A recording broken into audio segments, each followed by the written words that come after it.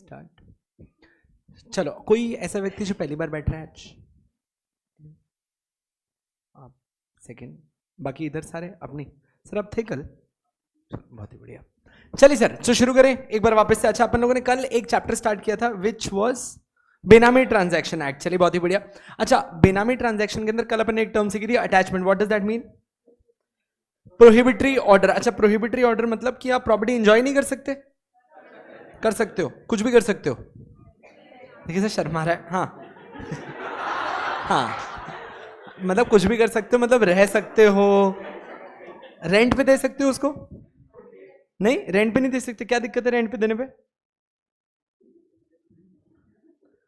2 minute. हाँ जी, rent पे देने में क्या दिक्कत है? What was the chapter number 8 10? हाँ, ये मेरा सब्जेक्ट है। कोई दूसरा व्यक्ति इन्वॉल्व नहीं हो सकता? ओके, पर ऐसा क्या दिक्कत है? मतलब अगर मान लो कि ऐसे एक फॉर एन एग्जांपल मानते कि ये जो क्लास है ये एक बेनामी प्रॉपर्टी है जो मेरे नाम पर ली गई है। एक्चुअली इसके मालिक विकास सर है, और मान लेते हैं कि भाई एकदम छल कपट का पैसा है, अटैचमेंट ऑर्डर आ भी गया, पर मैं अगर इस प्रॉपर्टी को मैम को मान लो रेंट पे देता हूं, तो इससे आपकी इन्वेस्टिगेशन में कौन सी दखल अंदाजी हो जाएगी? इनकी तरफ आंसर मत ढूंढो, मेरी तरफ। हाँ जी, दे दे, आंसर बदल भी सकता है। तो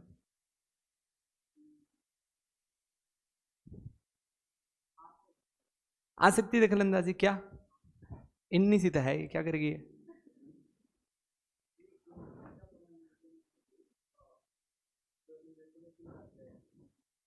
प्रॉब्लम हो सकती है, जैसे कि ऐसा क्या लगता है कि क्या हो सकता है? Live people, I would be waiting for your answer is well. हाँ जी। अच्छा, बाकी लोग कौन इनको अपोज करना चाहते हैं कि इन्हें कोई दिक्कत नहीं, रेंट पे दे दिया तो चलता है? थर्ड पार्टी को इश्यू हो सकता है?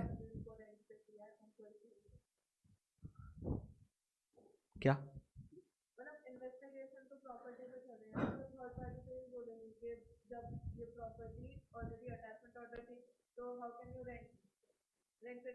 पर बेच थोड़ी रहे हैं, मालिक तो वही है ना। अटैचमेंट का पर्पस तो ये था ना कि प्रॉपर्टी कहीं और ट्रांसफर ना हो जाए, प्रॉपर्टी बिक ना जाए, जिसकी वजह से इन्वेस्टिगेशन में तकलीफ है। रेंट पे जा रही तो कोई बात नहीं, छीन लेंगे इससे, भगा देंगे इसको बाहर।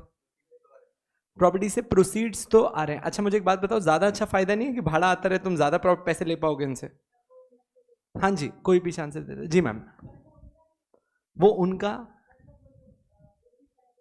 आपको कैसे पता कि ये प्रॉपर्टी बेनामी है? इस पे तो अभी सिर्फ इन्वेस्टिगेशन चल रही है, तो आपने पहले से ही इसे क्रिमिनल मान लिया है, पहले से ही आपने मान लिया है कि ये तो है ही घटिया। आप अभी तक तो शक में हो ना कि प्रॉपर्टी बेनामी हो सकती है, हुई थोड़ी ही बेनामी प्रॉपर्टी, तो आप मेरे को रेंट पे क्यों नहीं देने दे रहे प्रॉपर्टी? प्लीज अब एक बात समझिएगा, जिसने, अच्छा कोई ऐसा व्यक्ति जो कह रहा है कि रेंट पे दे सकते हैं? हाफ हार्टेडली 2 लोग, 2.5 पौने 3, ठीक है, 5 एक लोग, बाकी सब लोग हमने पैसे दिए, तू बता। ठीक है, बहुत ही बढ़िया। सो यस, हम इसे रेंट पे दे सकते हैं, कोई तकलीफ नहीं रेंट पे क्रिएट करने की। याद रखिएगा, इस प्रॉपर्टी में किसी और का राइट क्रिएट नहीं करना था, इस प्रॉपर्टी में किसी और का राइट। कल मान लो ये प्रॉपर्टी बेनामी हो गई, मैम को नोटिस मिलेगा, खाली करो, प्रॉपर्टी लेके चले जाएंगे। एंड बाय द वे, अगर प्रॉपर्टी बेनामी हो भी जाए डिक्लेयर, तो अगले दिन आपको घर से बाहर नहीं निकाल दिया जाता, आपको नोटिस दिया जाता है प्रॉपर्टी वेकेट करिए, आपका जो सामान है सब ले लीजिएगा। उसके बाद ये प्रॉपर्टी किसके पास ट्रांसफर होती है? गवर्नमेंट के पास ट्रांसफर होती है। सो याद रखना, हमको दिक्कत है कि तुम प्रॉपर्टी एलिनेट कर दो। एलिनेट का मतलब क्या होता है? ट्रांसफर कर दो। ट्रांसफर नहीं करने देंगे तुमको, प्रॉपर्टी एंजॉय करनी है, करो। I will change my question again. इस बार सर आपसे क्वेश्चन, मैं इस प्रॉपर्टी को जो मैंने बेनामी प्रॉपर्टी ली है, प्रूव नहीं हुआ है, इल्जाम लगा है, जिस पे अटैचमेंट ऑर्डर आया है, मैं इसको मॉर्गेज करना चाहता हूं मिशा के पास। मॉर्गेज का मतलब पता है सबको? Anyone who doesn't know the meaning of mortgage, पहले मैं मॉर्गेज बता दूं। पक्का सबको मॉर्गेज का मतलब पता है? हाँ जी, मैं मॉर्गेज करना चाहता हूं, क्या बोलते हो, चलेगा कि नहीं चलेगा? सोच लो आराम से, देखो 1 मिनट का टाइम दिया तुमको। लाइफ, व्हाट डू यू से? हाँ जी मैम। नहीं, क्यों? थर्ड पार्टी का इंटरेस्ट क्रिएट हो गया, बहुत ही बढ़िया। हाँ जी, और कोई, anyone who wants to counter her? और कोई जो इन्हें चैलेंज करना चाहता है, जस्ट इन केस? अच्छा, मैं कहीं काउंटर से घबरा गया कि ये क्या होता है। हाँ जी, जी सर, क्या कहते हैं? क्वेश्चन क्या है? अच्छा नहीं नहीं, ये वाला गेम, ये ऊनो रिवर्स नहीं करना है यहाँ पे, ये उल्टा मेरे पे क्वेश्चन डाल रहा है। हाँ जी, मैं आपका क्वेश्चन सुनूंगा पर पहले आपको इसका आंसर करना है। तो अगर मॉर्गेज क्रिएट कर दिया तो चलता है कि नहीं? नहीं चलता। तो रेंट और मॉर्गेज में फर्क होता है? आप कह रहे सही बात है सर, रेंट में कोई ओनरशिप शिफ्ट नहीं होती, कोई ट्रांसफर नहीं होता है, इसको भाड़ा देना है और प्रॉपर्टी एंजॉय करनी है। जबकि मॉर्गेज का मतलब क्या होता है? सबसे पहली बात, जब कभी भी मुझे कोई उधार, अच्छा मैंने अभी घर खरीदा था, आई थिंक मैं आपको लास्ट बैच में बता रहा था, सॉरी घर भी छोड़ो, ऊपर अपना ऑफिस खरीदा था। अच्छा मान लो कि इस ऑफिस को खरीदने के लिए मुझे लोन की जरूरत पड़ी, पैसे नहीं है मेरे पास, क्या मैं उसी प्रॉपर्टी को बैंक के साथ मॉर्गेज कर सकता हूं पैसा लोन लेने के लिए? तो मॉर्गेज का मतलब होता है एक सिक्योरिटी देना बैंक को to raise funds, as simple as that. अब एक बात बताओ, कल अगर मैंने लोन नहीं भरा तो क्या बैंक इस प्रॉपर्टी को बेच सकती है? The answer is yes. मतलब बैंक का इंटरेस्ट आ गया, हमको यही नहीं चाहिए था। सो याद रखना, अगर अटैचमेंट आ गया तो किसी और का इंटरेस्ट क्रिएट नहीं हो सकता, यानी कि मॉर्गेज नहीं हो सकता था। पर क्या मैं प्रॉपर्टी खुद एंजॉय कर सकता था, रेंट पे दे सकता था? कोई तकलीफ की बात नहीं, मैं कर सकता था। यहां तक जी सर। अब आपका सवाल पूछें जी। किसने बोला 10 साल का अग्रीमेंट करते हैं रेंट करते वक्त? 11 महीने का भी होता है। कितने लोग यहाँ रेंट पे रहते हैं? हाँ जी, कितने टाइम का एग्रीमेंट है? 11। ये देखो कैसा आदमी है। पर्सनल प्रॉपर्टी क्या होती है? जेब में रख के घूमते हैं। What's personal? There is no word called personal property. Commercial property, हाँ कमर्शियल प्रॉपर्टी में 3 साल का अग्रीमेंट हो सकता है। बहुत बढ़िया, बिल्कुल सही बात है। तो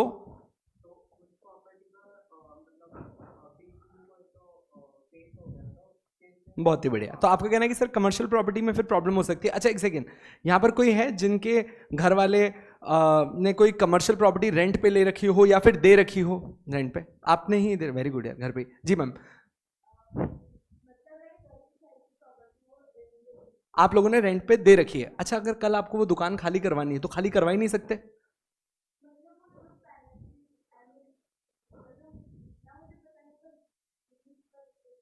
ठीक है, पर एक बार अंकल से पूछना, तो अंकल आपको बताएंगे हम जब चाहे खाली करवा सकते हैं। सिर्फ उस अग्रीमेंट के अंदर लिखा होता है कि आपको कितने दिन पहले नोटिस देना पड़ेगा। तो अब मान लीजिए फॉर एन एग्जांपल मेरी प्रॉपर्टी अटैच्ड है, मैंने आपको रेंट पे दिया, तो कोई तकलीफ की बात नहीं है, मैं उसके अंदर क्लॉज डाल दूंगा कि मैं 30 दिन का नोटिस दूंगा और आपको प्रॉपर्टी खाली करनी पड़ेगी। मान भी लें कि अगर ऐसा कोई क्लॉज नहीं है तो ऐसे केस में मुझे मुआवजा देना पड़ेगा, वो मेरी लाइबिलिटी है। पर आप रेंट पे चलाएं तो उससे कोई तकलीफ नहीं आएगी, तो चलने दो आराम से। मॉर्गेज में ऐसा नहीं हो सकता, मॉर्गेज में अगला बंदा प्रॉपर्टी बेच के चला जाएगा, रेंट के केस में आपकी प्रॉपर्टी को कुछ नहीं होने वाला। हेंस चले सर आ जाते हैं वापस। तो चलो यहां तक की बात तो क्लियर थी। अच्छा मुस्लिम लॉज के अंदर बेनामी को क्या बोलते हैं? फर्जी। परफेक्ट। हाँ जी, कौन से वर्ड से लाए इसको? Arabic word. अरबिक वर्ड कौन सा था? फुराज। बहुत ही बढ़िया। चलो ठीक है, आ जाते हैं वापस से। अटैचमेंट कल पढ़ लिया था, बेनामी प्रॉपर्टी पढ़ लिया था। आज करना है सेक्शन 2 सबसेक्शन 9। अच्छा सेक्शन 2 सबसेक्शन 9 बेनामी ट्रांजैक्शन है, सबसे इंपॉर्टेंट सेक्शन है। अगर मेरी गट फील मानी जाए तो ये आपके एग्जाम का 3 नंबर का क्वेश्चन है फॉर श्योर। यही क्वेश्चन पूछते हैं, इनको बहुत पसंद है।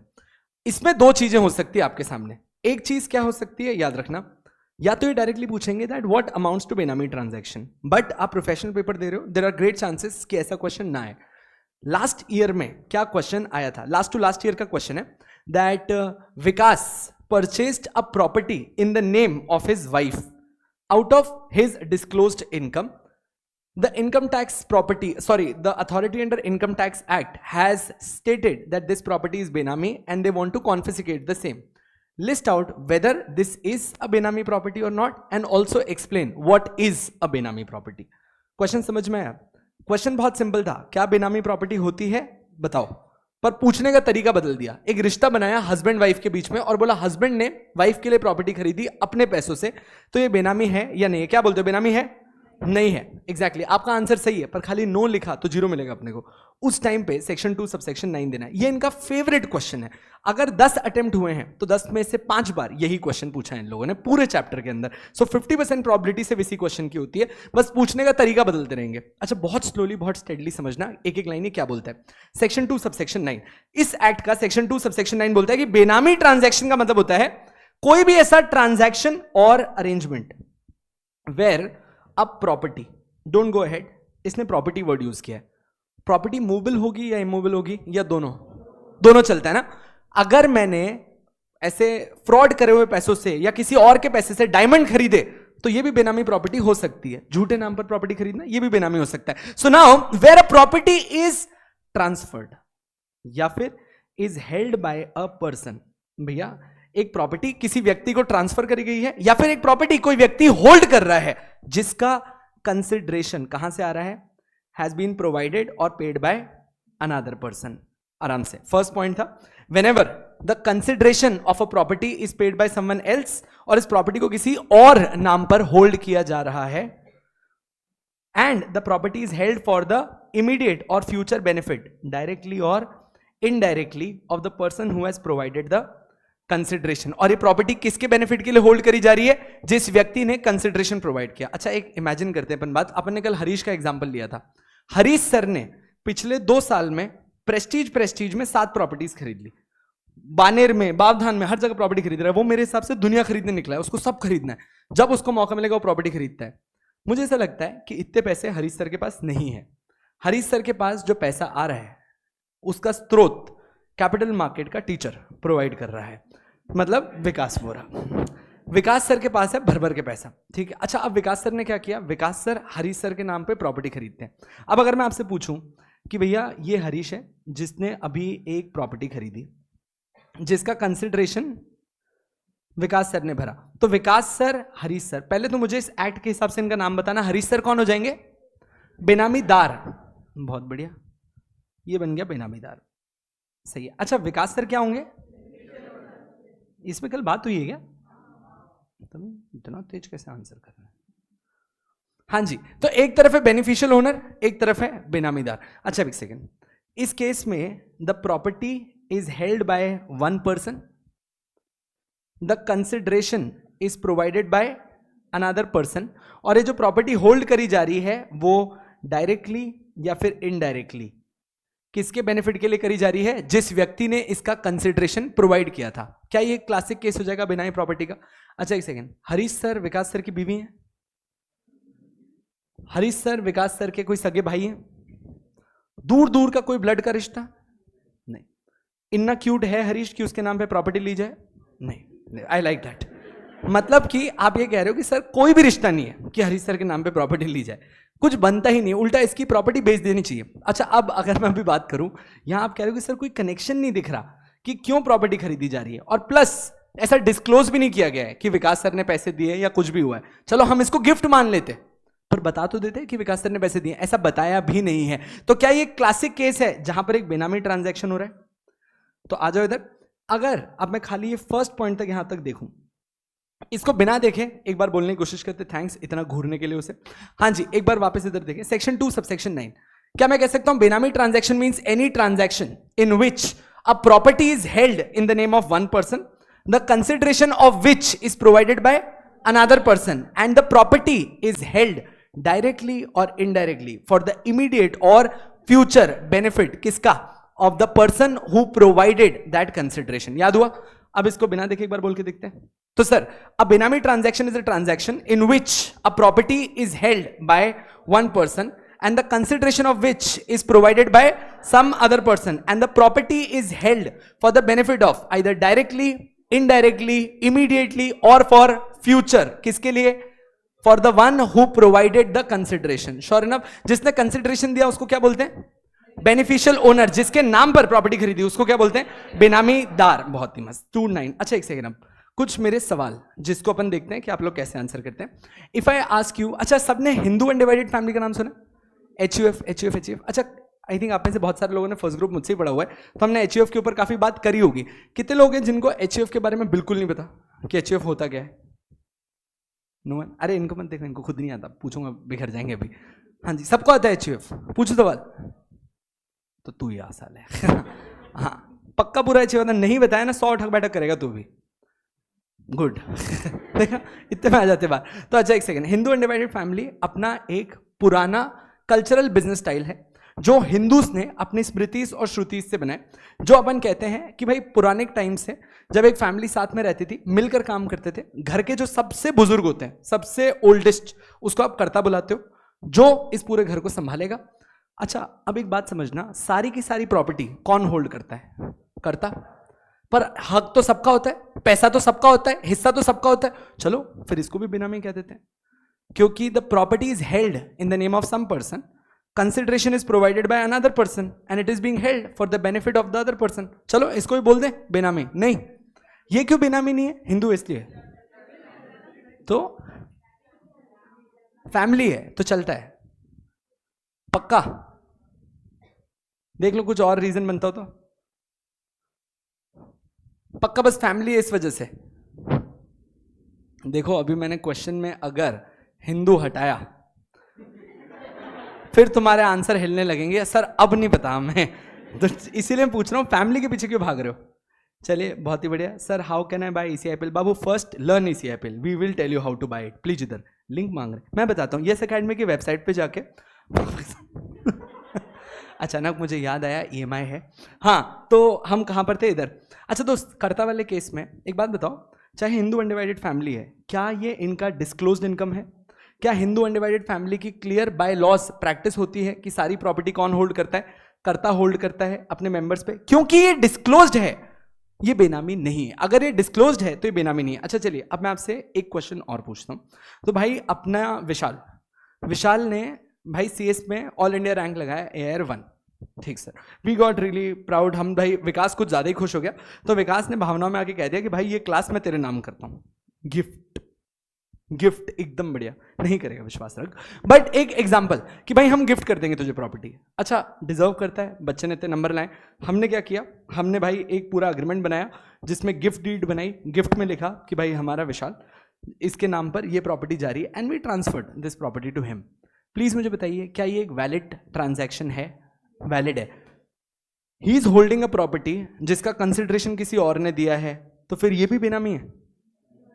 नहीं, आपने कहा सर बेनामी नहीं है। तुम एक चीज नोटिस कर रहे हो, हम दो चीजों के ऊपर फोकस कर रहे हैं। या तो तुम डिस्क्लोज कर दो कि पैसा कहां से आया और क्यों आपने प्रॉपर्टी दिलाई, तब हम कुछ बोलेंगे ही नहीं। अगर आप ये डिस्क्लोज कर देते हो कि पैसा कहां से आया, तो काहे की बेनामी? बेनामी ट्रांजैक्शन तब होता है जब बेनिफिशियल ओनर अपना नाम छुपा के रखता है और बेनामीदार उसको बचाने के लिए अपना नाम बीच में लाता है। हरीश सर के पास एक प्रॉपर्टी है, एक जमीन है in the name of Lucky Mathariya. Lucky Mathariya को तो सब जानती है ना यार? ऐसे क्या कर रहे हो यार, कल ही तो फोटो दिखाया था। नहीं, ये रहा लकी। सो ये अपना हरिया का डॉग है लकी मथारिया। ये हरीश को नहाते हुए देख लिया था तो ऐसा हो गया बेचारा। तो ये हरीश का डॉग है लकी मथारिया, इसके नाम पे प्रॉपर्टी ली। अच्छा first I want to know, can a property be purchased in the name of a dog? फिल्में देख के मत आओ, एंटरटेनमेंट मैंने भी देखी है। हाँ पहले बताओ कि कुत्ते के नाम पे प्रॉपर्टी खरीद लोगे? साइन कैसे करेगा? मत कहना थंब इंप्रेशन। यस, तो साइन कैसे करेगा वो? अच्छा ये क्या करी, यूं यूं कर लेगा। रील देखी मैंने तुम्हारी इंस्टाग्राम पे वापस से। हाँ मॉल में साड़ी पहन के नाच रही थी अभी उस दिन। हाँ था ना? नहीं मॉल में नहीं था, रोड था, ठीक है। चलो ठीक है, हाँ वापस आते हैं इधर। तो कुत्ते के नाम पे प्रॉपर्टी ले सकते हैं। अच्छा वापस बेचते वक्त कंसेंट कैसे लोगे? 2 बार भौंका तो हाँ, 1 बार भौंका तो ना। So you can't really buy a property in the name of a dog. Let's be very clear, कुत्ते के नाम पे प्रॉपर्टी नहीं ली जा सकती। अब समझे, हरीश सर क्या खुद के नाम पे प्रॉपर्टी खरीद सकते हैं? खरीदो। बीवी के नाम पे प्रॉपर्टी खरीद सकते हैं? खरीदो। पर जैसे ही ऐसे फिक्टिशियस नेम, झूठे नाम पे प्रॉपर्टी खरीदी, आपको प्रॉब्लम होना स्टार्ट होगी, क्योंकि ये मिलेगा ही नहीं। It's very normal. So now जब मैं आपके सामने बेनामी ट्रांजैक्शन पढ़ रहा हूं, तो पहला पॉइंट था जहां हमने कहा कि जहां पर एक व्यक्ति ने प्रॉपर्टी खरीदी है पर इसका कंसिडरेशन किसी और ने दिया, एंड ये प्रॉपर्टी खरीदी भी गई है उस व्यक्ति के लिए जिसने सारे पैसे दिए, हम उसे बेनामी बोलते हैं। पर दोस्त इसके कुछ एक्सेप्शंस हैं, जहां पर शायद पैसा किसी और ने दिया है, प्रॉपर्टी किसी और के नाम पे रखी गई है, फिर भी दोस्त इसको बेनामी ट्रांजैक्शन नहीं बुलाया जाएगा। ऐसे 4 केसेस आते हैं जहां पर हम उसको बेनामी नहीं बुलाते हैं। हम वही बात कर रहे थे जो अभी मस्ती में पढ़ रहे थे, अब सिर्फ इसको ऑन पॉइंट लेते हैं। फर्स्ट, कर्ता। हाँ जी सर, अच्छा कर्ता बोलते हैं, आपको समझ में आ गया? HUF। अच्छा इन केस ऑफ कर्ता, HUF सारी प्रॉपर्टी अपने नाम पर होल्ड करता है, अपने ही लोगों के बेनिफिट के लिए, उन्हीं का पैसा है, फिर भी तुम इसको बेनामी प्रॉपर्टी नहीं बुलाते, क्योंकि ये एक डिस्क्लोज्ड इनकम है और क्योंकि ये हिंदू अनडिवाइडेड फैमिली की रीत है कि जहां पर कर्ता सारी प्रॉपर्टी मैनेज करते हैं और कर्ता ही सारी प्रॉपर्टी अपने नाम पर रखते हैं। अच्छा ये सिंपल भी होता है, आप सोच के देखो, आप में से किसी के घर में एचयूएफ है? एनीवन जो कभी किसी एचयूएफ वाली फैमिली से एनकाउंटर किया? नो, नेवर, ग्रीप, नो प्रॉब्लम। मैं बताता हूँ, खैर मैं भी हूँ, बट मेरा एक कजिन, अगर आपको याद हो मैंने आपको बताया था, बिट्टू, वो उसका एचयूएफ है। अच्छा, super rich, very rich, Rajasthan में है, मैं मिला उनसे, खाते पीते घर के। अच्छा, घर में 34 लोग रहते हैं वो, ठीक है।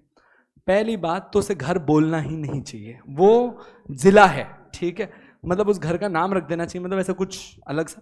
34 लोग प्लस 2 जानवर घर में, जानवर असली के, ठीक है। तो 34 + 2 ये 36 लोग घर पे रह रहे हैं। इनके 12 बिजनेसेस है।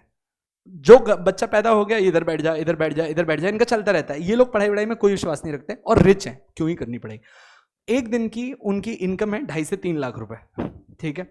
बिट्टू की शादी हो गई है, हाँ जी। तो भैया एक दिन की उसकी इनकम है 3 लाख रुपए, भैया बढ़िया एकदम कमा रहे हैं भाई, महीने का 1-1 करोड़ है, क्या ही दिक्कत है इनको, मस्त लाइफ।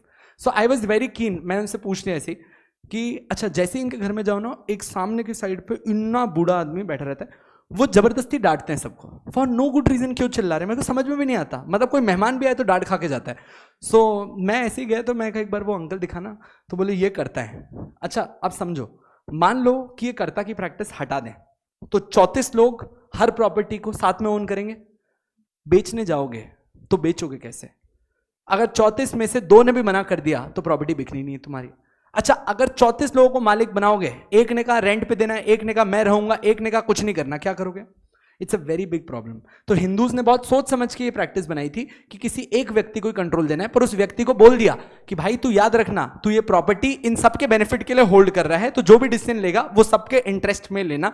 और इसीलिए कर्ता की लाइबिलिटी एचयूएफ के अंदर अनलिमिटेड होती है। अगर तुमने कभी ढंग से पढ़ा हो, मेंबर्स की लाइबिलिटी लिमिटेड होती है, पर कर्ता की लाइबिलिटी अनलिमिटेड होती है। रीजन यही होता है ताकि एक व्यक्ति को कंट्रोल दिया जाए। अब देखते हैं, so except when a property is held by a karta or a member of HUF, as the case may be, and the property is held for his benefit or the benefit of other members in the family, and the consideration for such property has been provided and paid out of known sources of the HUF। एक line तुमने देखी, पहला तो किसी व्यक्ति ने property hold करी है दूसरों के बेनिफिट के लिए, first line is no problem. साथ साथ में एक और चीज बोली है, एंड द प्रॉपर्टी का जो कंसिडरेशन था वो कहां से प्रोवाइड हुआ है? What are known sources? Anyone? Known sources क्या होंगे? उनके जो बिजनेसेस हैं। अच्छा मैं एक अपन एग्जांपल लेते हैं, चलिए Harish sir, let's just give me a random number. आपके हिसाब से हरीश सर का सालाना इनकम कितनी होगी? सालाना मतलब ईयरली, पता नहीं, कुछ भी समझेंगे। हाँ भाई क्या लगता है?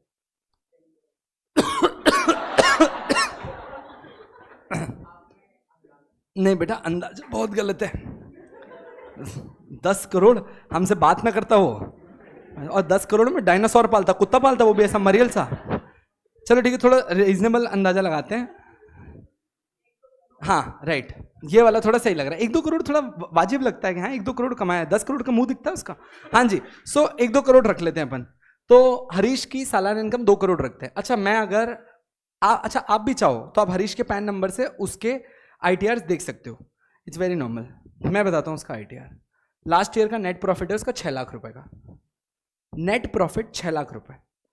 7 प्रॉपर्टी खरीद चुका है और उसकी महीने की EMI 5 लाख रुपए है। मेरे को एक चीज समझ में नहीं आ रही, अगर कोई आदमी साल का 6 लाख रुपए कमा रहा है, मतलब महीने का 50,000 रुपए कमा रहा है, तो वो साल के 6 लाख, महीने की 6 लाख EMI कैसे भरता है? ये सब झूठे रिटर्न्स बनाता है वो सारा पेमेंट कैश में लेता है। और ये एक एग्जाम्पल है, वो सारा पेमेंट कैश में लेता है, मेजर कैश लेके चला जाएगा, थोड़ा सा अकाउंट में लेगा, जितना वो अकाउंट में लेता है उतना वो अपना साल का खर्चा दिखा देता है, और आखिरी में नेट प्रॉफिट दिखाता है 5 लाख 6 लाख रुपए, बस इतना से कमाया।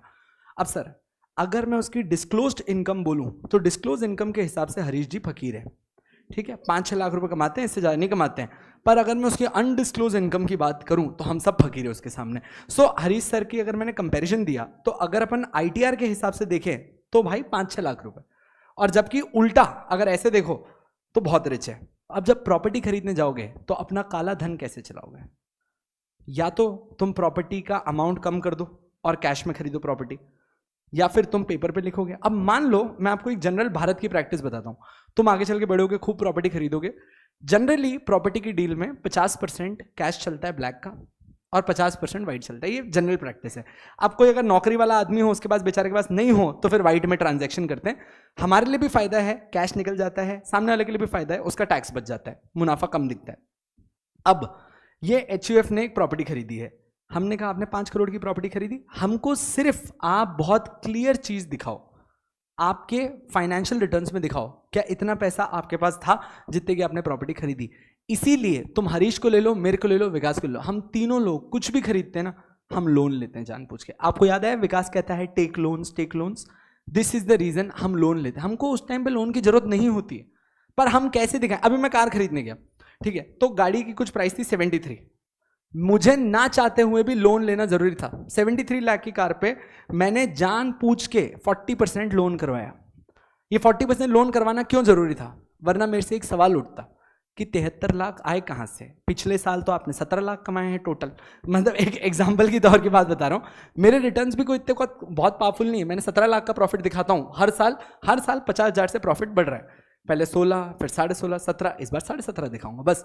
तो इतनी महंगी गाड़ी खरीदी कैसे? तो अब मैंने जान पूछ के लोन दिखाया। अब मैं क्या करूंगा, अगले साल पेमेंट कर दूंगा और लोन रीपे करके खत्म कर दूंगा, ठीक है। एंड में थोड़ा सा प्रॉफिट बढ़ाऊंगा, फिर लास्ट में लॉस दिखा दूंगा वापस से कि अरे बहुत लॉस हो गया, शी क्या करूं। That's simple. पर एक सेकेंड, क्योंकि मेरे पास मेरा डिस्क्लोज सोर्स नहीं था, मैं 73 लाख की कार नहीं खरीद सकता था, इसी वजह से मेरे को लोन लेना पड़ा। ये लोन से मेरा डिस्क्लोज सोर्स दिखा कि चिराग के पास 73 लाख कहां से आए। वैसे ही जब हम प्रॉपर्टी खरीदते हैं तो हमको क्या दिखाना पड़ता है? हमारा नोन सोर्स दिखाना पड़ता है। अगर मैं अपना नोन सोर्स नहीं दिखा पाया तो डायरेक्ट ठप्पा लगेगा बेनामी ट्रांजैक्शन का। पैसा कहां से आया बताओ, खत्म बात। समझ में आई बात? फर्स्ट पॉइंट एकदम क्लियर। अब हर बार नोन सोर्स कॉमन रहेगा। सेकंड देखो क्या है, किसी के मन में कोई doubt? Anyone live people? A person standing in a fiduciary capacity. अच्छा दोस्त, what is fiduciary capacity? Trust के अंदर प्रॉपर्टी होल्ड कर रहे हैं। चलिए एक एग्जांपल लेते हैं। फर्स्ट ग्रुप यहाँ पे कितने लोग ऑलरेडी पढ़ चुके हैं? मेजर लोग फर्स्ट ग्रुप पढ़े हुए हैं। जिन लोगों ने नहीं पढ़ा है आपके लिए मेनली एग्जांपल है, जिन लोगों ने फर्स्ट पढ़ा है उनको आता ही होगा। अब दोस्त एक काम करते हैं, आई वॉन्ट टू ट्रांसफर। मेरे पास विमान नगर में 2 घर है, जिसमें से एक घर मैं ट्रांसफर करना चाहता हूं। ठीक सर। अच्छा, अब मेरा एक घर मुझे ट्रांसफर करना है, किसको? मेरे अनबॉर्न चाइल्ड को। मेरे अनबॉर्न चाइल्ड मतलब a kid which is not into existence, मुझे उसको देना है।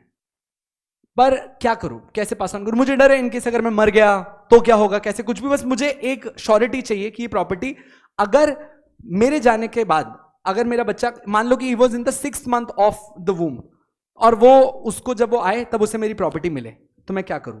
तो मैं काम कर सकता हूं, मैं एक ट्रस्ट बना सकता हूं।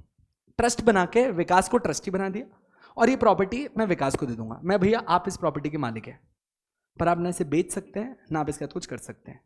ये प्रॉपर्टी आप होल्ड कर रहे हैं मेरे संतान के लिए, जो मेरी पहली संतान होगी, आपको ये प्रॉपर्टी उसको ट्रांसफर कर देनी है। हो सकता है अगर मैं ये चाहता हूं कि इस प्रॉपर्टी को आप ट्रांसफर करें। अब इसकी कुछ शर्तें हैं। जब बच्चा एग्जिस्टेंस में आए, अगर तब ट्रस्टी जिंदा है तो ट्रस्टी इस प्रॉपर्टी को किसको दे देता है? बच्चे को दे देता है। सबसे सिंपल रूल। अच्छा, अब मेरा सवाल, अभी के लिए प्रॉपर्टी का मालिक कौन बन गया? विकास सर। अच्छा, प्रॉपर्टी का कंसिडरेशन किसने दिया था? मैंने। प्रॉपर्टी मिलने किसको वाली है? बच्चे को। मतलब टेक्निकली विकास भैया का तो यहां पर जो प्रॉपर्टी होल्ड कर रहे हैं उनका कोई राइट ही नहीं था।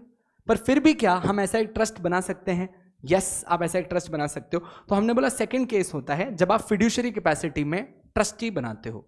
अच्छा, और भी चीजें हो सकती है। अपन पार्टनर्स हैं, सो मान लो मैं विशाल, संजोग ना, हाँ जलील, तो मैं सलील, मैं विशाल सलील, हम तीनों बहुत अच्छे दोस्त हैं, हमने पार्टनरशिप बनाई। अच्छा, अब हमारे पास पार्टनरशिप में पैसा है, तो हमने बोले काम करते हैं, एक जमीन खरीद लेते हैं जिस पे अपन सारे पार्टनर्स बिजनेस करेंगे। ना मैं सलील पे इतना विश्वास करता हूँ और हम दोनों इस पे भी बिल्कुल ही नहीं करते। तो भाई हमने कहा बेस्ट काम क्या हो सकता है, पार्टनरशिप के नाम पे एक प्रॉपर्टी लेते हैं। हमने पार्टनरशिप के नाम पे प्रॉपर्टी ली। पर मेरा एक सवाल है, क्या पार्टनरशिप एक जीवित व्यक्ति होती है? Can you buy a property in the name of partnership firm?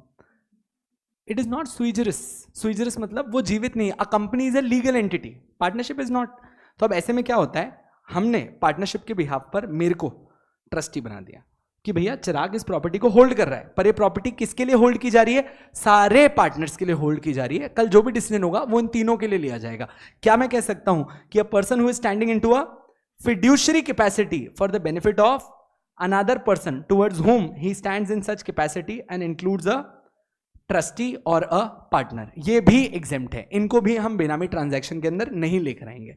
यहां तक एकदम सब साथ में श्योर? ठीक है. तीसरा, अच्छा एक सेकेंड, ये तो बहुत ही सिंपल है. Any person being an individual in the name of his और हर स्पाउस. स्पाउस समझते हो? Other half. ठीक है, तो मैं अपनी वाइफ के लिए प्रॉपर्टी ले सकता हूं, मेरी वाइफ मेरे नाम पर प्रॉपर्टी ले सकती है, बिल्कुल चलता है. और इन the name of any child. अच्छा एक सेकेंड, बच्चे के नाम पर प्रॉपर्टी ली जा सकती है. अच्छा दोस्त एक बात बताओ, अगर बच्चा 3 साल का है तो प्रॉपर्टी होल्ड कैसे करेगा? चले. अच्छा एक सेकेंड, क्या एक 5 साल के बच्चे के नाम पे प्रॉपर्टी हो सकती है? नहीं, नहीं हो सकती. तो मतलब तुम्हें लग रहा है कि इसलिए तुम्हारे घर वालों ने तुम्हें प्रॉपर्टी नहीं लाई क्योंकि तुम बच्चे थे? अरे गरीबों, कैसे समझाऊं तुम्हें. नहीं. विशाल क्या लगता है, बच्चे के नाम पे प्रॉपर्टी ले सकते हैं? चलेगा. बच्चा साइन कैसे करेगा? बहुत बढ़िया. आप कह रहे हैं कि सर बच्चे के नाम पे लो ना प्रॉपर्टी, क्या दिक्कत है? बस एक ट्रस्टी अपॉइंट कर दो. एक ट्रस्टी अपॉइंट करो जो कहता है कि अरे मान लो विशाल आपकी एज कितनी है? 16.5 साल. बहुत बढ़िया. तो भाई आप इनको थोड़ी पता है. हाँ, तो 16.5 साल की विशाल की एज है. विशाल अभी प्रॉपर्टी नहीं खरीद सकता, मुझे ट्रस्टी बना दिया, हमने प्रॉपर्टी खरीदी, मैं प्रॉपर्टी होल्ड कर रहा हूं. किसके बेनिफिट के लिए? विशाल. जैसे ही विशाल 18 साल के पार चला जाएगा, ये प्रॉपर्टी मैं इसको दे दूंगा. अब सेम ट्रीटमेंट अब 5 साल, 7 साल, 10 साल, 15 साल के बच्चे के लिए भी कर लो. हम प्रॉपर्टी होल्ड करवा सकते हैं उसके बेनिफिट के लिए. चलता है. अब सर इसने क्या बोला, आप चाहो तो अपनी स्पाउस के लिए और आप चाहो तो अपने बच्चे के लिए प्रॉपर्टी होल्ड कर सकते हो. एक सेकेंड आगे मत जाना. मेरे 2 सवाल, सॉरी 3. पहला, अगर बच्चा स्टेप मदर से आया तब भी होल्ड कर सकते हो क्या? 1. स्टेप मदर समझे? मतलब दूसरी शादी और वहां पर एक किड है हमारे पास, तो सेकंड मैरिज में भी चलता है, सेम रूल लागू हो जाएगा. ओके. नाजायज बच्चा है? पक्का? ये कह रहे 1 मिनट सर सोचना पड़ेगा, ये तो एनकरेज करने वाली बात है. हाँ जी, तो नाजायज बच्चे के केस में क्या कहेंगे आप? ले सकते हैं, चलता है. आपने कहा मैं प्रॉपर्टी और नाजायज का क्या रिश्ता, मतलब बच्चा है लेनी है प्रॉपर्टी, बात खत्म. सही बात है. अडॉप्टेड, आपने कैसे, जब नाजायज में दिक्कत नहीं है तो अडॉप्टेड तो फिर भी ठीक है. अच्छा बस इसका एक सिंपल सी चीज थी. ये लोग कभी कभार ऐसे सवाल पूछते हैं कि अ स्टेप सन, अडॉप्टेड सन और एन इललेजिटिमेट सन, ये 3 वर्ड यूज करेंगे ये लोग. स्टेप सन, अडॉप्टेड सन और इललेजिटिमेट सन. स्टेप सन, अडॉप्टेड, इललेजिटिमेट, कोई फर्क नहीं पड़ता. बच्चा बच्चा ही रहेगा, मेरा बच्चा है, चाहे आप कुछ भी बोलो. अडॉप्टेड है तब भी उसके उतने अधिकार हैं, अगर it's from my first marriage तब भी उतने अधिकार है, even if it is my second marriage और even if it is my undisclosed marriage. बच्चा बच्चा है, उसके पूर्ण अधिकार रहेंगे, आप उससे छीन नहीं सकते. यानी कि अगर कल बच्चे में कोई भी खेल खेलें तो डरने की जरूरत नहीं है. बच्चे के नाम पर प्रॉपर्टी ली जा सकती है, श्योर. दूसरे की स्पाउस के नाम पर नहीं ली जा सकती. आपने कहा सो सर क्या हम किसी दूसरे की बीवी के नाम पे प्रॉपर्टी ले सकते हैं? नहीं. So any person being an individual in the name of his spouse, खुद की spouse, on the name of any child of such individual, बस एक शर्त है, the consideration of such property has been provided out of the known sources. आप अपने disclose sources से property लेते हैं and we have no problem. Sure enough. Last, any person in the name of his brother और sister. चलिए ठीक है, भाई बहन के नाम पे आप प्रॉपर्टी ले सकते हैं. अच्छा इसके आगे इन लोगों ने लिखा है lineal ascendants and lineal descendants. Anyone who knows what is lineal ascendant और डिसेंडेंट?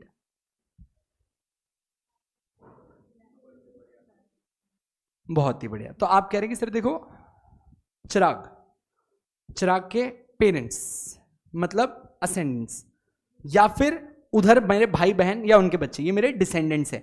तो लीनियल असेंडेंट, लीनियल डिसेंडेंट कुछ भी नहीं है.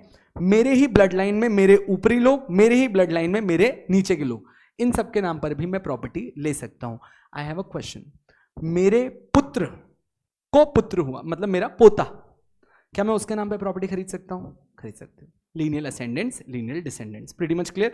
सो लेट्स रिपीट दिस अगेन. हम अच्छा एक सेकंड, इसके आगे सेम लिखा है with the name of brother और सिस्टर और the lineal ascendant and descendant and the individual appear as joint owner in any document. और जो कंसिडरेशन है वो कैसे दिया गया है? Out of the known sources. अब ये मेरा फर्स्ट पॉइंट खत्म हुआ. अब ये पूरा मत देखो, लेट्स सी बिना देखे अपने को कितना याद रहता है. थोड़ा बहुत याद रहेगा. चलिए सेक्शन 2 सबसेक्शन 9 कौन सा है? ये Benami transaction. So Benami transaction is when a property is purchased in the name of one person and the consideration is provided by another person. बहुत ही बढ़िया. When the property is held in the name of one person and the consideration is provided by another person and the property is held for the benefit either directly, indirectly, immediate or future. किसके लिए? For the person giving that consideration. पर इस point के 4 exceptions हैं. पहला exception क्या था? कर्ता HUF, फेंको साइड में. सेकंड, फिड्यूशियरी रिलेशनशिप, वो ट्रस्टी पार्टनर्स वाला. तीसरा, स्पाउस एंड चाइल्ड. चौथा, brother sister lineal ascendant descendant. चारों के चारों एकदम क्लियर है? चलो सर यहां तक. इन सब में एक चीज कॉमन है, जो पैसा आया वो कहां से आना चाहिए था? नॉन सोर्सेज में से आना चाहिए था. Now second, third, fourth. अच्छा सेकंड बहुत ही सिंपल है. फर्स्ट एक्सेप्शन खत्म, फर्स्ट पॉइंट खत्म. और क्या हो सकता है बेनामी ट्रांजैक्शन? एक ऐसा transaction in respect of a property carried out or made in a fictitious name. कुछ याद आ रहा है कि इसके ऊपर बात करी थी अपन ने? लकी मथारिया. बहुत ही बढ़िया. This is a classic case of fictitious name. जब आप एक झूठे नाम पर एक प्रॉपर्टी रजिस्टर करवाते हैं, ऐसा नाम कहीं एग्जिस्ट ही नहीं करता, तब अपन लोग आते हैं सेकंड केस में. क्या ये भी बेनामी ट्रांजैक्शन कहलाएगा? बिल्कुल कहलाएगा. So second, any transaction arrangement in respect of property carried out or made in a fictitious name. रुको, अब यहां तक का वापस से रिवाइज कराना बिना देखे. Section 2 subsection 9. Benami transaction is any transaction wherein property is held in the name of one person and the consideration is provided by another person. बहुत ही बढ़िया. And the property is held for the benefit directly, indirectly, immediate or future. किसके लिए? For the one who provided the consideration. But इसके 4 exceptions हैं. पहला, करता HUF का. Second, fiduciary capacity. तीसरा, स्पाउस एंड चाइल्ड. चौथा, brother sister lineal ascendant descendant. अच्छा इन चारों केस में एक चीज कॉमन है, जो पैसा था वो नॉन सोर्सेज से आना चाहिए. अच्छा एक पॉइंट जो मैंने थोड़ा सा तेज पढ़ा, but I really wanted to see कि क्या आप ध्यान देते हो कि नहीं. उस पॉइंट के अंदर जहां पर brother sister lineal ascendant descendant था, वहां पर एक चीज और थी जो किसी ने ध्यान नहीं दिया. They should be joint owners. मतलब भाई बहन के नाम पे अगर प्रॉपर्टी खरीदते हो तो आप कैसे प्रॉपर्टी खरीदोगे? जॉइंट ओनर बन के प्रॉपर्टी खरीदोगे. जिस लाइन पे किसी ने ध्यान नहीं दिया, अगर दिया तो बहुत बढ़िया, ये लाइन देखना.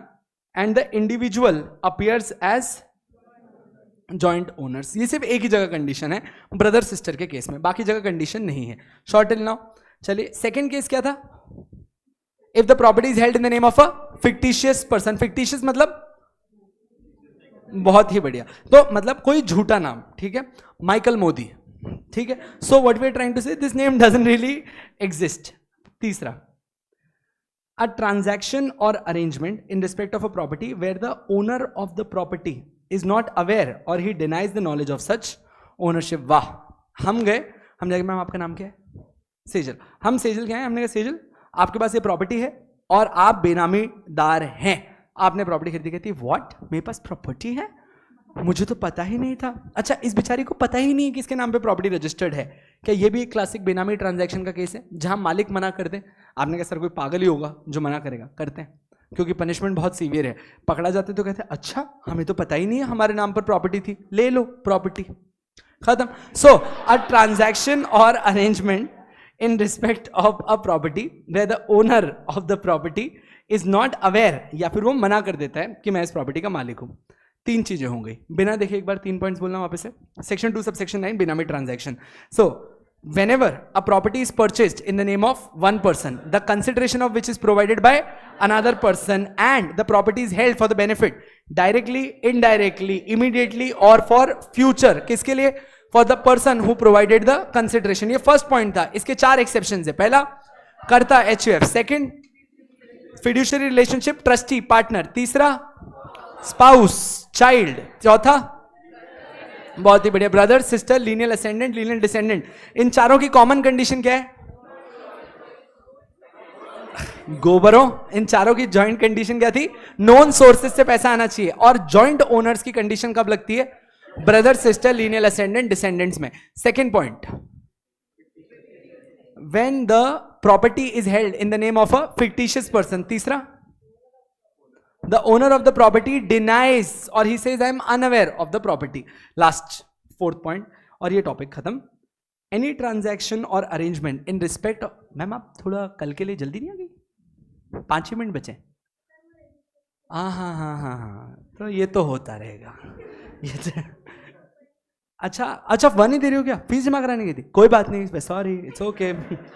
अ ट्रांजैक्शन और arrangement in respect of a property where the person providing the consideration is not traceable। एक सेकेंड, ऊपर वाले केस में मालिक बोलता है कि मैं मालिक नहीं हूं, नीचे वाले केस में हमको बेनिफिशियल ओनर नहीं मिल रहा। मतलब ऊपर बेनामीदार ने मना कर दिया कि मुझे प्रॉपर्टी नहीं पता, और नीचे वाले केस में क्या हुआ, जिसने कंसिडरेशन दिया था यानी कि जो बेनिफिशियल ओनर है वो लापता है।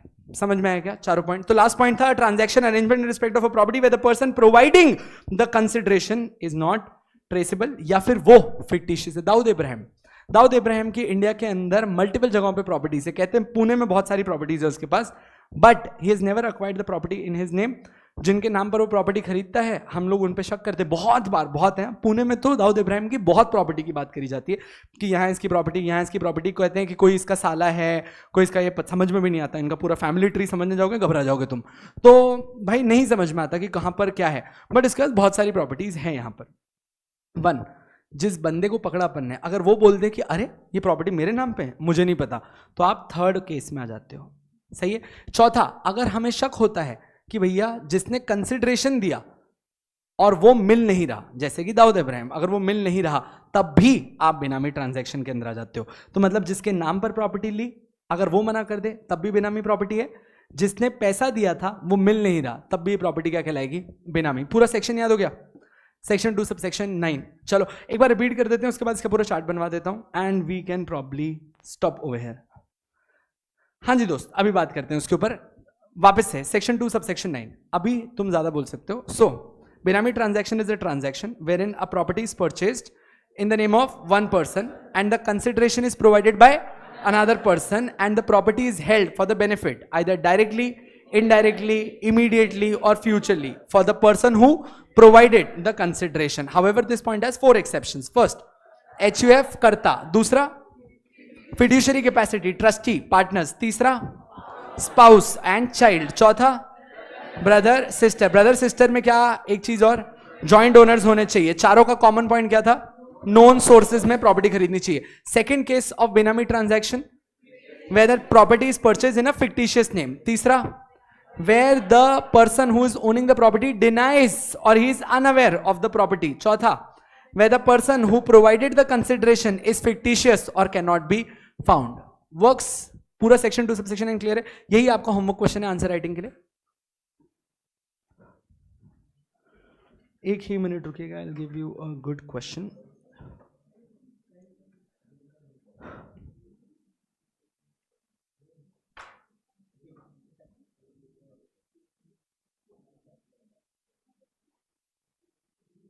हाँ जी, ये आपका होमवर्क क्वेश्चन है सी। सी आपका होमवर्क क्वेश्चन है। ये क्वेश्चन आया था, अभी कौन सा महीना चल रहा है? जून, दिसंबर 2023 का क्वेश्चन है ये।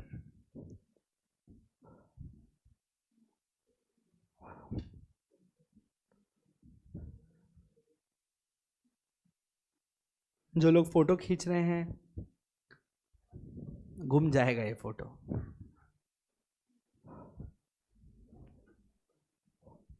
डन? देखो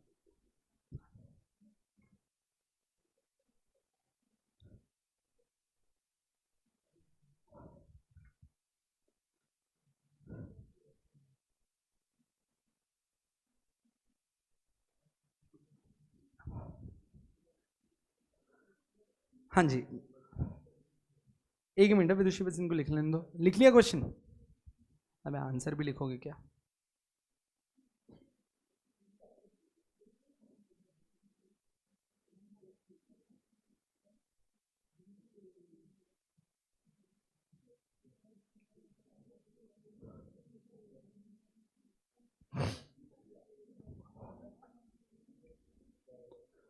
Sir, how many notebooks do we have to maintain? 2.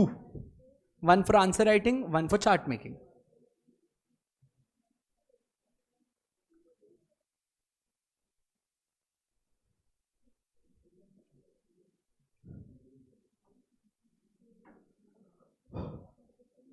हाँ जी, लिख लिया ये?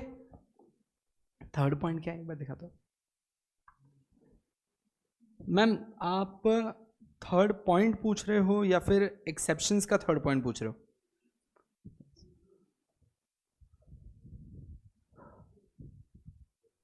डन। चलिए अब एक चार्ट बना ले। So please turn up to your chart book. एक मस्त रिवीजन चार्ट बनाते हैं। Did I tell you chapter कितने नंबर के लिए आता है?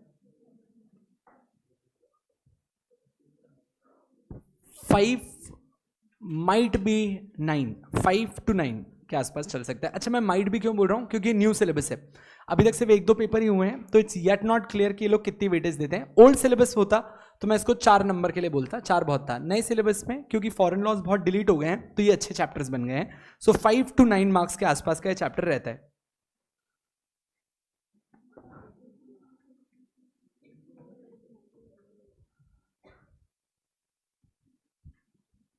बेनामी ट्रांजैक्शन एक्ट का ईयर क्या है? 1988। अमेंडमेंट एक्ट कब आया था?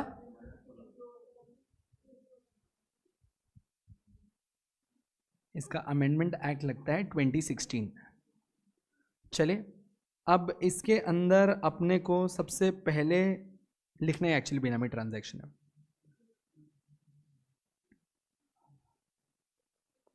अच्छा बेनामी ट्रांजैक्शन का सेक्शन कौन सा है?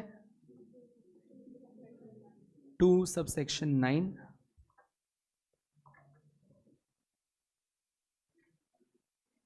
देखो now they use this word a transaction और अरेंजमेंट।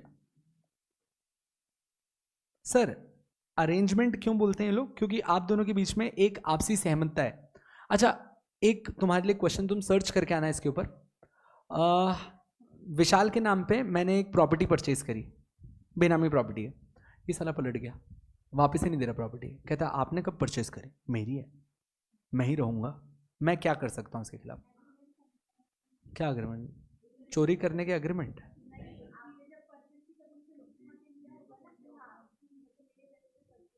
वेरी गुड बेटा, इसीलिए कहा था पहले आके बैठ। इतनी एंड में आई है कि अब समझ में नहीं आ रहा तुझे। ये बेनामी चल रहा है, चोरी छुपे काम चल रहे हैं, तो यही तो है। हाँ जी, तो विशाल पलट जाए तो मैं क्या कर सकता हूँ? वाह क्या एटीट्यूड है, बोले कुछ नहीं। तो अगर हम मना कर देते तो उनका बेटा हमारा क्या ही बिगाड़ लेता? पापा वही तो कर रहे थे जो मैंने उनको बोला कि प्लीज़ प्रॉपर्टी वापस करो, दोस्ती यारी की बात है, आप क्यों बीच में आ रहे हो? अगर हम मना कर दे तो कोई कुछ नहीं कर सकता। सर ये तो बहुत बड़ा लूप होल है, जान पूछ के छोड़ा है ताकि तुम ना करो। अगर इसको सही करके देंगे तो तुम बेनामी ट्रांजैक्शन करने लग जाओगे। ना तुम हमारे खिलाफ कुछ कर सकते हो ना हम तुम्हारे खिलाफ कुछ कर सकते हैं। वैसे ही रिसर्च करना, but thank you for the special way of getting the answer. So a transaction और arrangement in which a property is transferred or acquired by one person। अच्छा एक सेकेंड, यहाँ पे प्रॉपर्टी कुछ भी हो सकती है ना? is acquired by one person and the consideration is provided by some other person and the consideration is provided by some other person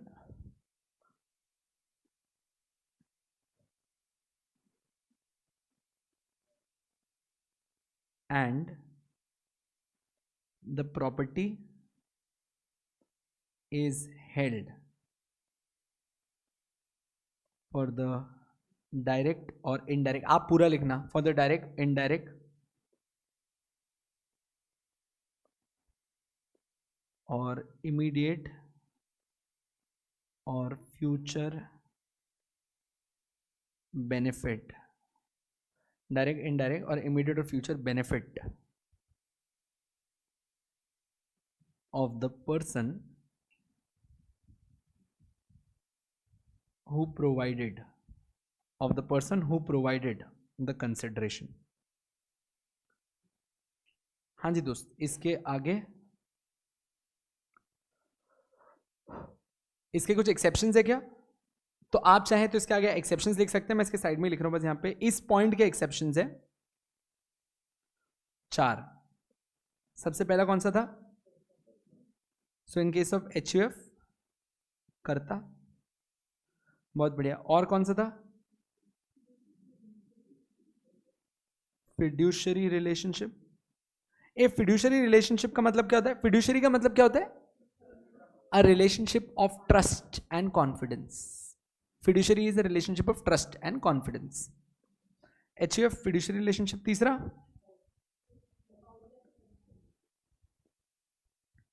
in the name of spouse and child, बहुत बढ़िया। अच्छा, इन तीनों केसेस में it should be out of the known sources. It should be out of the known sources. And चौथा, brother sister lineal ascendant lineal descendant। अच्छा, lineal ascendant descendant मैंने बताया ना, मेरी ब्लड लाइन में, मेरी हायरार्की, मेरी ब्लड लाइन में मेरे से आगे बढ़ती हुई मेरी जनरेशन। सो अच्छा, इसमें एक ये तो था ही नोन सोर्सेस, इसमें एक और कंडीशन थी क्या? बहुत ही बढ़िया, provided they are joint owners।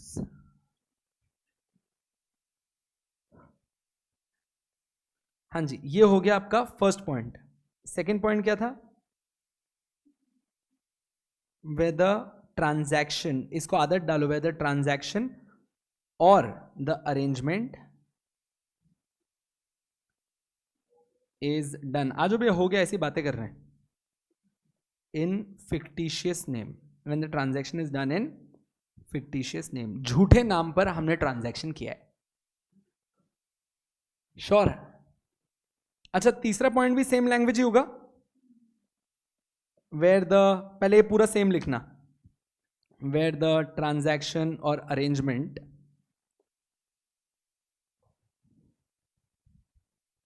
where in the transaction or arrangement the owner denies or is unaware of ownership। चौथा, where in the transaction or arrangement the person who provided the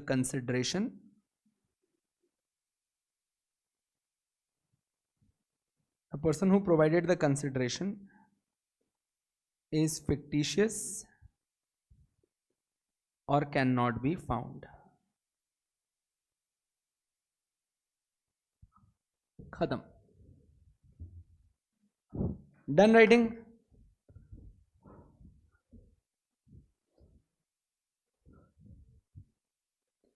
सही answer है खुशी।